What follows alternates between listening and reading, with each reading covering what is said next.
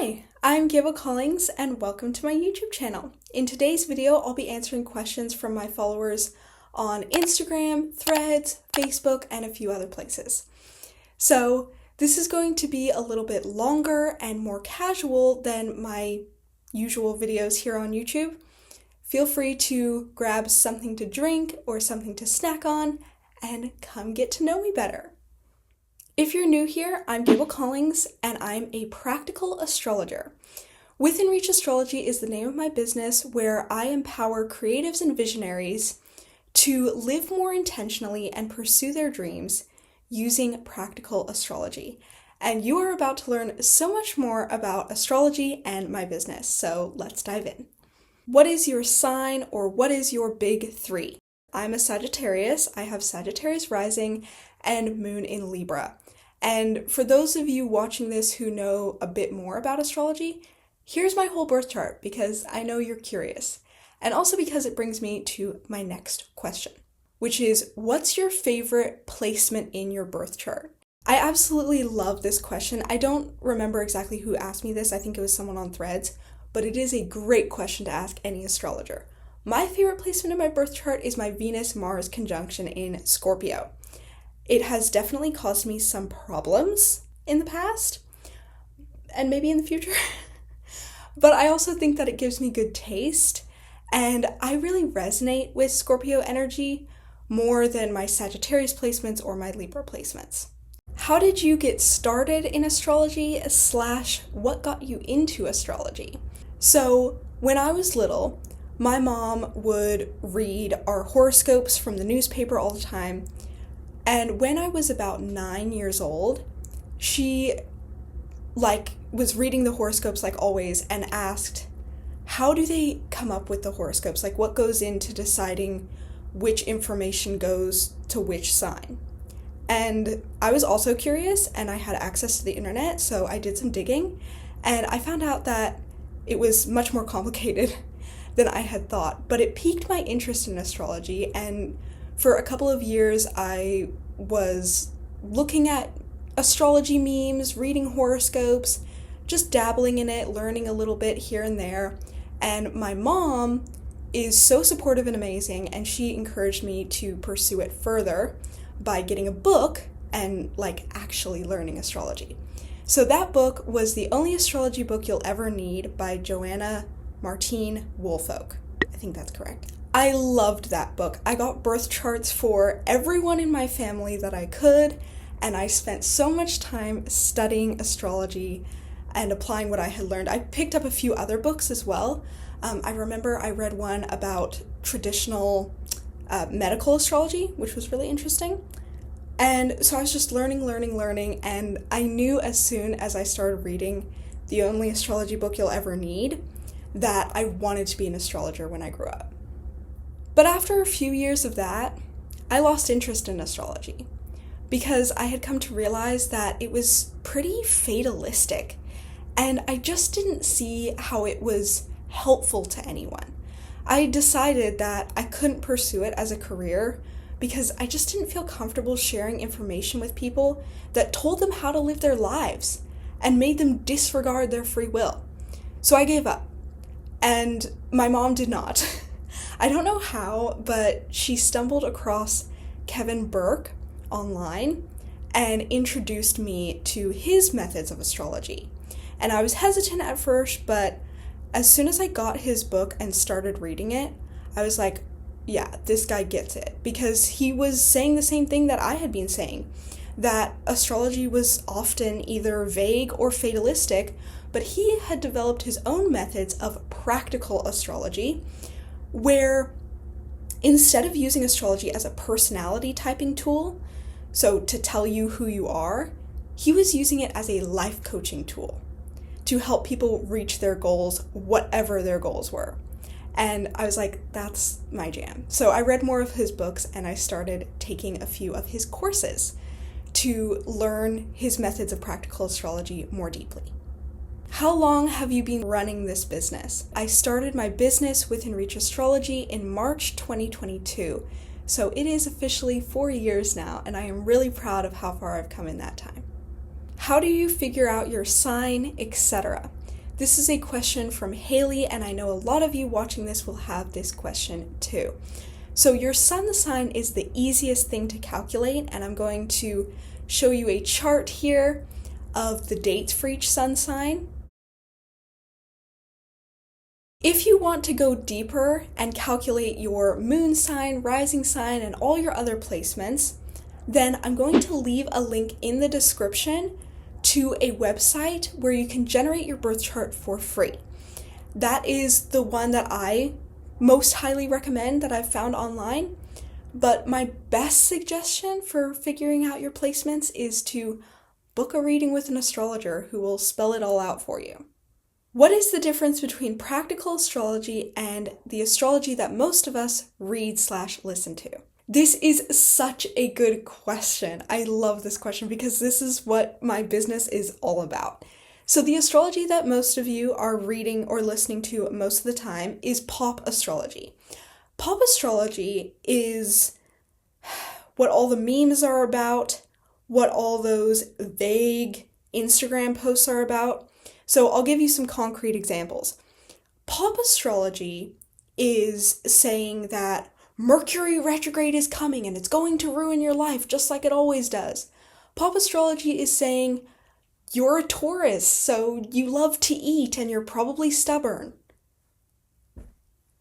And pop astrology can also be things like saying, all Geminis are about to quantum leap into a new timeline, and then throughout that entire post, they don't give you one astrological reference point. They have no astrological reasons behind it. They're just saying, just randomly, all Geminis are about to quantum leap.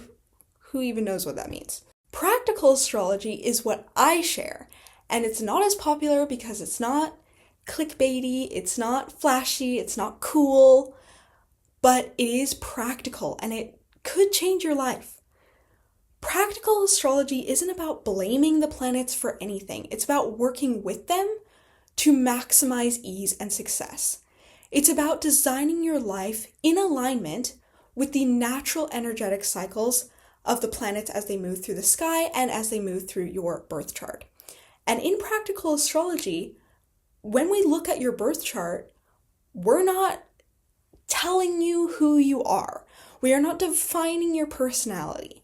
We are translating this planetary roadmap of your potential and of your perceptions so that you can unlock your full potential and just make life easier for yourself. Practical astrology helps you determine which blockages are most likely to come up when you are pursuing your goals and how to work through them, which is the epitome of practical. And another thing I really want to mention about this difference between pop astrology and practical astrology is I've heard so many times pop astrologers saying that based on your birth chart, you are meant for certain careers and not others. Like I have actually heard them look at birth charts and say, this person cannot have a creative career. And I just hate that. I hate that. I hate that there are so many people who are listening to these liars who are telling you that you can't pursue your dreams because it's just not written in the stars. And practical astrology doesn't tell you which careers are best for you. You're coming to your astrologer with whatever dreams that you have, whatever desired career that you have, and your astrologer is supposed to tell you how to get closer to that goal, how to make that easier for yourself, how to maximize your business success or your career success, regardless of your career path. Just really wanted to make a note about that. After knowing my sun and rising sign, what's a good next step for diving deeper into my chart? This is a really good question from Julie, and my answer is to book a birth chart reading. Do not rely on memes. Do not rely on the lame surface level descriptions that you get on astrology websites, and definitely do not use AI. I am begging you, do not ask ChatGPT for astrological information. It is lame and dumb and stupid, and it's ruining our planet, and don't even get me started on the anti-AI stuff. Book a birth chart reading with an actual human professional astrologer like me. Because when you work with me, we will work together to explore your birth chart. It will be a lovely back and forth. So you won't just be reading descriptions that are supposed to apply to many different people on the internet or through AI. You will be having a conversation with another human being where I will say, like, this is what it shows in your birth chart. How does that come up for you? And you will be guided through this experience of better understanding yourself. I worked with a client recently who told me she had never had an actual birth chart reading before, but she sometimes asked for astrology advice from a friend of hers who dabbled in it. And when we were having our birth chart reading together, I kept saying that everything in her chart was leading back to her Mars in Cancer. And she told me that she didn't even know she had planets in Cancer. And that is a really good example of why you need to book a reading with a professional astrologer. Because you might know your sun sign, you might know your rising sign, but maybe you have planets in Cancer that you didn't even know about. What is the easiest way for someone to incorporate astrology into their daily life that you'd recommend? This is a wonderful question from Margaret, and again, my answer is book a birth chart reading. So I have the link to book a birth chart reading with me in the description box, because that is the best way to get personalized astrological guidance that you can actually implement in your daily life. And the most practical thing in your birth chart, my favorite thing to help clients with, is their fourth house. The fourth house in your birth chart, I like to call it the house of self-care.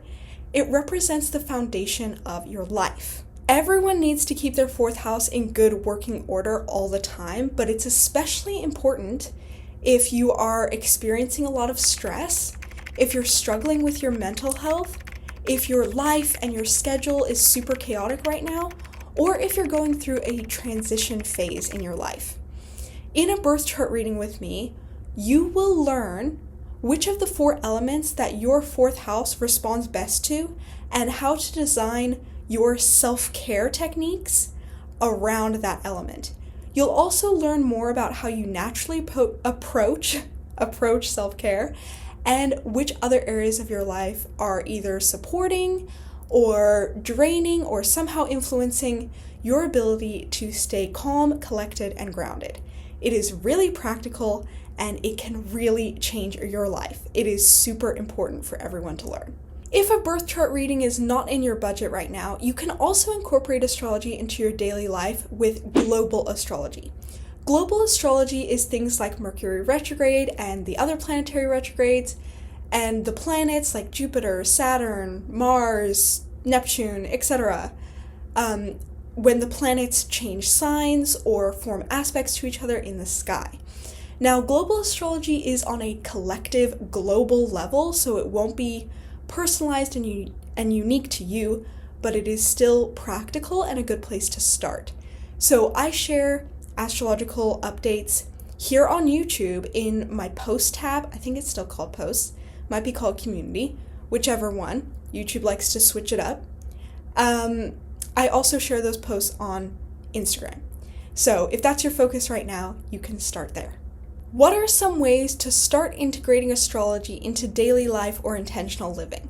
I know my sun, moon, and rising, and I've got an app with a daily reading, but beyond that, it feels overwhelming to get into anything else. This question is from Casey, and it's really similar to the last question, but with a little bit of nuance.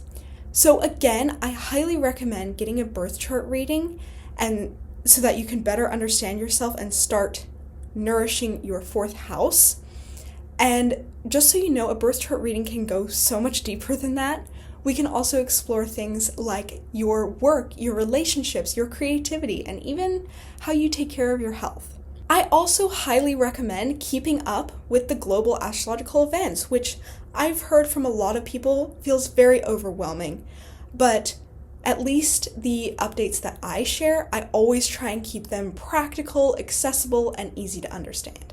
This question also brings up a hot take of mine, which is that those horoscope apps are wasting your precious time and energy. First of all, most horoscopes these days are, unfortunately, written by AI, not actual humans who have been studying astrology for years and understand it better than any robot can. And second of all, even when they are written by humans, they're just so often surface level garbage. And last but definitely not least, the reason why I hate those horoscope apps is because you don't need to be checking them every single day. You do not need a daily reading. By doing that, you are outsourcing your free will and your intuition. You should only be checking your horoscope either when you're feeling unusual in some way or when you're planning something big. So if you're feeling like you suddenly have a lot of energy or none in general or in some specific area, that's a great time to check in with your personal astrology and see what's going on so that you can better understand yourself. And it's also really practical to check your horoscopes when you're planning something big and you want to determine, do I have Venus transits on this day where I've planned a date? Do I have Mercury transits on this day when I'm planning to ask for a promotion? Those are good times to check in with your horoscope. Otherwise, you do not need to be checking it. Okay? You are outsourcing your wisdom. I urge you to stop checking the horoscope app and start checking in with yourself. What is your body telling you? Listen to your intuition. Just go off the vibes of the day. You don't need to use the planets every single day to understand what you're feeling in your own body and mind. Okay? The information is already there. The answers are already within you. How do you integrate astrology into daily living? I'll watch something and be like, okay, I can do that today, but then I don't think about it for 2 weeks. This is a question from Stephanie, and it isn't so much about astrology as it is about mental capacity, because this question isn't asking what to do to integrate astrology into your daily life, but like how to practically actually do it. So my recommendation is, if you tend to forget, just put a reminder in your phone, put it in your calendar, or use some sort of reminder for yourself. When you see an astrology post that you do want to implement, just give yourself a little reminder so that you can come back to it within 2 weeks. How much does global astrology affect us personally? This is another really great question that is very important for everyone to understand. The answer is, it depends. It depends on the individual and how their birth chart is set up, and it also depends on which planets you're looking at. So, for example, let's take Mercury retrograde, for example. So, Mercury just moving through the sky doesn't really affect us that much on an individual level, but a lot of people notice when it goes retrograde. It stirs up things for a lot of people. But in my experience, the way that you experience Mercury retrograde really depends on which house in your birth chart Mercury retrograde is moving through. It also depends on if Mercury retrograde will form any conjunctions to your natal planets during that retrograde period. And it also depends on if you have Mercury retrograde in your birth chart, like if you were born with Mercury retrograde. So that's what I'm saying. It really depends. For the purposes of this video, I'm going to quickly walk you through all of the planets and how much they affect you on an individual level. So I don't include the moon in any of my astrological forecasts because it just moves so quickly.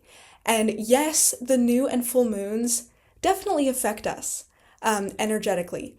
Even which sign the moon is in affects us individually, but it's just not so important to track because you have to understand the moon forms like 6 aspects in your chart in like 24 hours. So you're not gonna want to waste your time interpreting each of those 6 transits per day. Okay, they're very temporary and it just reflects the ebbs and flows of your moods throughout the day. The sun doesn't have much of an effect on us as individuals, but it can be really practical and insightful to track your solar cycle, which begins on your birthday every year, which is known as your solar return, when the sun returns to the place it was in when you were born. Kind of the same thing with Mercury and Venus. We don't usually notice their movements on an individual level, but some people are very sensitive to their Retrograde periods, I'm calling myself out here, Venus retrograde always hits me so hard. And it is also, again, really practical and insightful to put your Mercury return and Venus return in your calendar and design your life around them. Mars, Jupiter, and Saturn are the planets that affect us most as individuals as they move through the sky, and Uranus, Neptune, and Pluto are, again, not really felt on an individual level, but that's because they are outer planets and they work on a global level. They're more likely to affect world events than anything that's going on in your personal life. So I hope this answered this question to some degree, and I could go so much deeper into this, so let me know in the comments if you want to know more. I also got these two questions that are basically asking the same thing, so I will answer them as one. How to understand how the current transits apply to your chart, and what's a good way to determine which transits will be the ones to pay attention to versus the ones that might not be a big deal. The quick answer to this is to pay an astrologer to decipher your transits for you. Transit astrology, also known as predictive astrology, is a very complicated study that you cannot learn in a weekend, and you really can't learn yourself unless you dedicate a lot of time and energy to it. And I'm not trying to gatekeep here, but it's just very complex. And that's what professional astrologers are here for, deciphering this complex stuff for you so that you can just get the information and run with it. A good rule of thumb is that you never want to ignore a conjunction. Those are always worth paying attention to. Transits that last longer are usually bigger deals, whereas the ones that are more short-lived, like Mercury transits, are usually not worth the fuss. So that's kind of what I was talking about in my answer to the last question. It depends how long the transit lasts and how fast-moving that planet is. If I only follow/pay attention to one thing in astrology, what should it be? So in terms of your birth chart, I would definitely say with 100% certainty, focus on your 4th house, because everyone needs that to be in good working order to function as a human being. Because we all experience stress. Just being alive often causes surface levels of stress, and that's why you need your 4th house of self-care, and it basically represents your energetic batteries. So you need to know how to recharge quickly and daily. And in terms of your transits, I would say the thing to focus on, well, the things, I know it's two, but are your planetary returns and your progressions. These two things, I know it's two, will give you a really solid foundation of when to take action, when to start new things, and when to expect significant shifts in your life. So those are two really practical things that you can focus on. What if my 4th house is empty? Or alternatively, what if I have a lot of planets in my 4th house? I get asked this question a lot, pretty much every time that I post an Instagram reel about the importance of your 4th house, and the answer is it really does not matter. Yes, if you have planets in your 4th house, that does factor into the interpretation, but when I'm looking at your 4th house, I'm looking at the ruler of your 4th house. I'm looking at which sign it's in, which house it's in, and which planets it forms aspects to, or which other houses it rules. So everyone can work with their 4th house, and it is really important that you do, whether or not you have any planets in it. There's still a lot to learn there. I don't know my birth time. Can you read my birth chart? The answer is always no. Do not trust an astrologer that will read your birth chart without a birth time, okay? This is especially a sticking point for me because in practical astrology, what I'm looking at most of the time in your birth chart is dependent on the houses, and your birth time is what kind of calculates the houses in your birth chart. If you don't know your birth time, I highly recommend that you try and look for your birth certificate. At least if you were born in the United States of America, it will be listed on your birth certificate. But if you weren't born in America or you don't have access to your birth certificate, You can also look for your birth records at the hospital that you were born at, or you can go through the process of what is called chart rectification. It's a very long process and it can be very expensive, but I promise you it will be worth it, because then you will have an accurate birth time that you can use throughout the rest of your life to get practical, personalized astrological guidance that is unique and accurate for you. This one isn't really a question, but I know someone on Facebook who is going through her Chiron return, and she wanted me to talk a little bit about that in this video. So your Chiron return happens when you're about 50 years old, and a lot of astrologers say that it's a very important time in your life, but I personally do not work with the asteroids or fixed stars at all. I haven't found a practical application for them yet, and I also think there's just so much to explore in your birth chart and so much to understand about your transits without ever looking at the asteroids or fixed stars. But plenty of astrologers do interpret those and will tell you all about your Chiron return. So if that's important to you, go find one of those people, not me. Could you talk about Nikki Sixx's personal life, 3 marriages, and fatherhood? This question is a comment on my YouTube video about Nikki Sixx's birth chart, and I think I did kind of touch on his personal life and his fatherhood, especially when I was talking about his Mars in Taurus.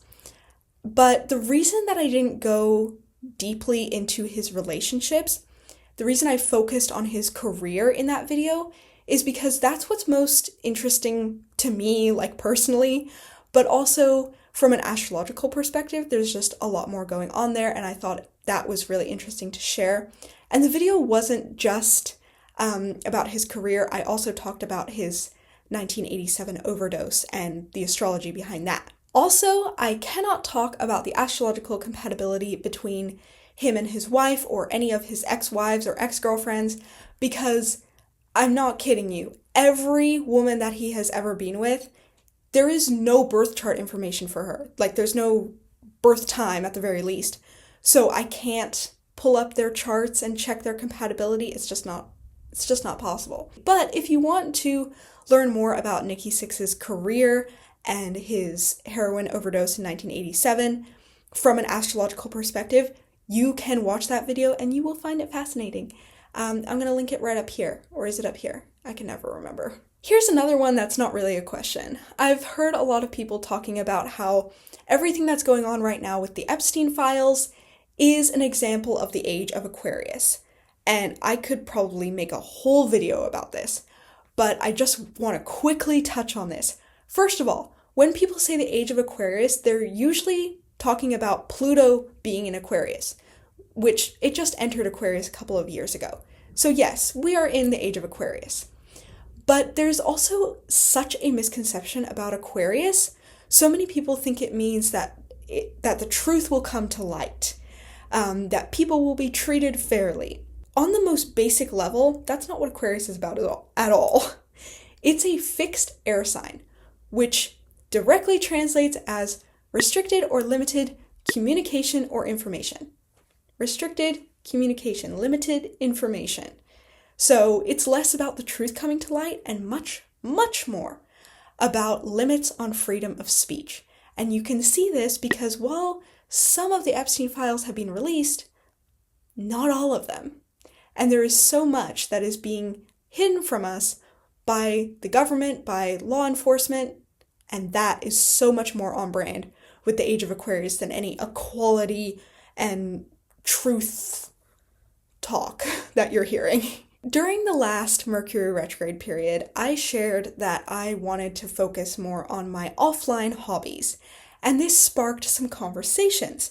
So I wanted to touch on that a little bit in this video.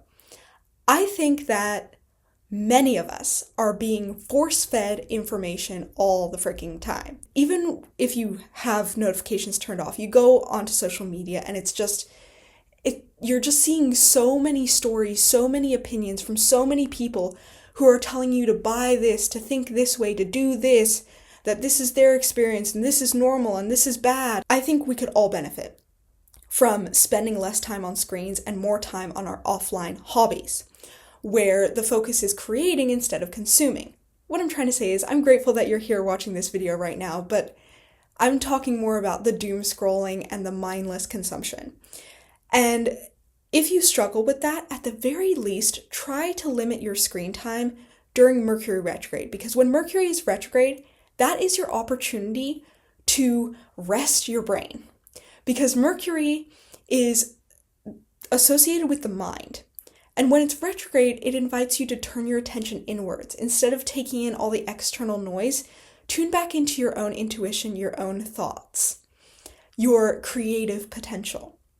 So that's why I recommend, and I try to practice, at least during Mercury retrograde, spending less time online and more time enjoying life offline, with creative hobbies and with time in nature. And this is something that you will see me share a lot more about in my posts and videos during Mercury retrograde. I'm saving the best for last. I love this question from Margaret. What is your favorite planet/sign/house to study?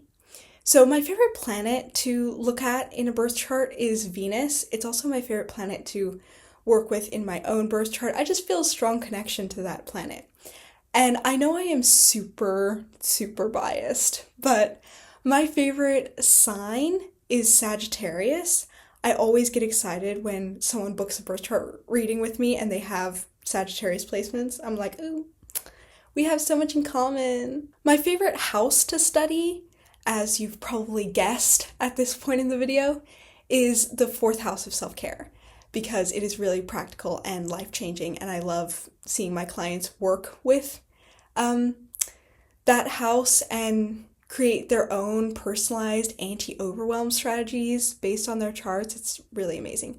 But I also really love looking at the 6th house of work, the 10th house of marketing, and the 2nd house of money, and looking at how all 3 of those houses work together in someone's birth chart. It tells you a lot about how they show up for work, how likely they are to succeed in their business, how they approach marketing their business and promoting themselves. It's really interesting. But honestly, my favorite thing about astrology is looking at a birth chart as a whole, or looking at a group of transits as a whole, because astrology is a practice of pattern recognition. It's all about how things come together.